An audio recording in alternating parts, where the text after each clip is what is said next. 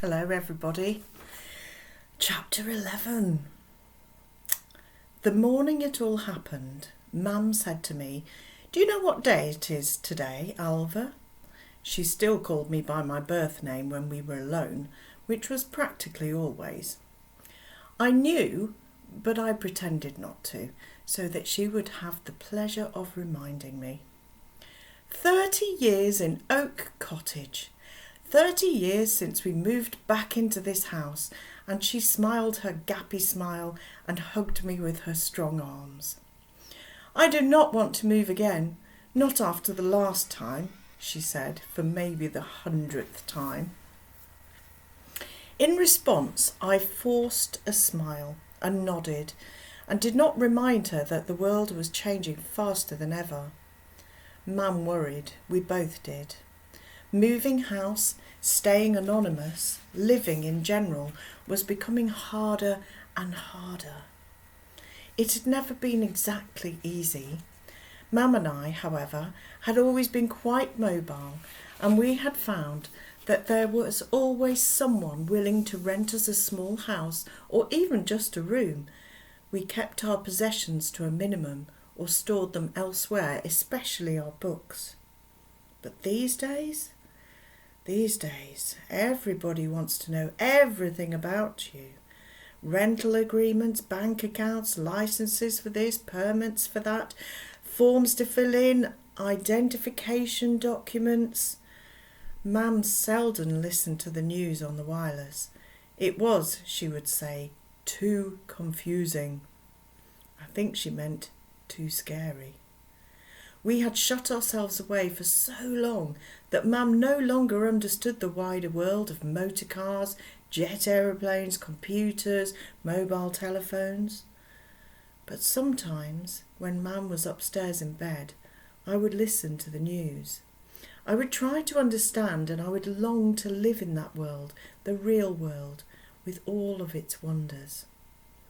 Mum tutted. "She's here again, Alva." She wiped her hands and peered out of the scullery window. "That is the second time this week. And there is someone with her, over there on the left. Can you see?"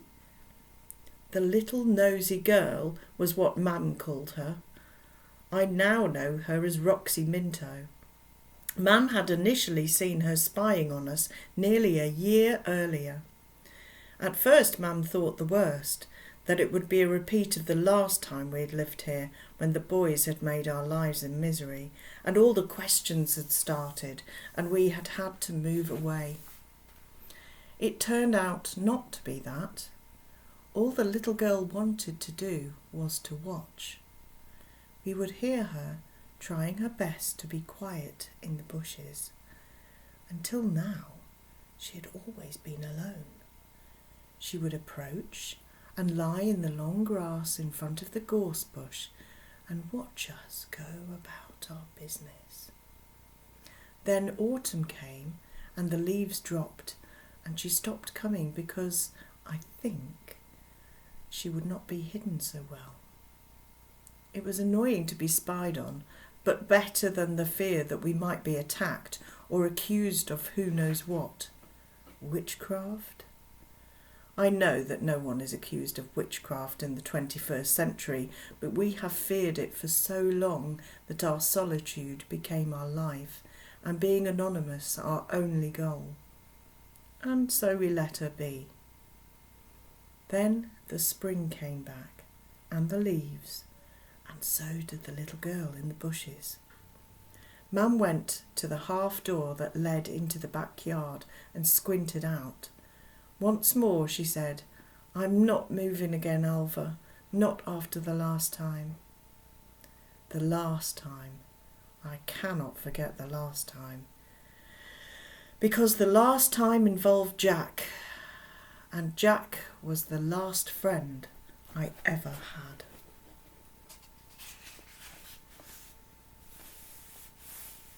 And the next one is chapter 12. The font's changed again. So it's going to be Aidan, I reckon. Okay. I hope you're still enjoying it. We're getting through the chapter. We're in double figures now for chapters. I've got to go now. Cheerio.